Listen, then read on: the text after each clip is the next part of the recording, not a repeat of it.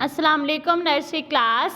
आज आपने उर्दू बुक का पेज नंबर 21 रीड करना है।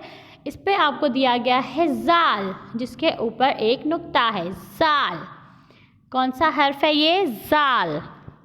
जाल यहाँ पर ये देखें एज इट इज़ जाल दिया गया है क्योंकि इसकी आधी शक्ल नहीं होती।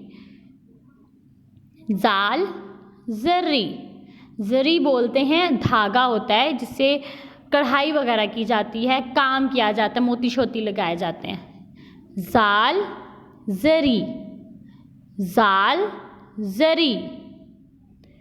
जाल जर्रा, जर्रा कहते हैं पार्टिकल्स यानी कि छोटे छोटे।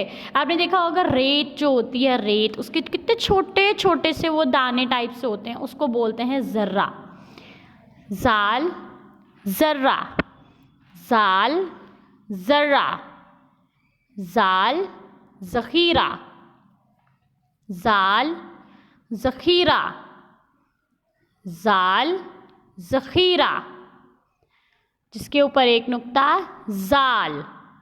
जाल। अब आपने इसको अच्छे से लर्न करना है। अल्लाह हाफ़िज़।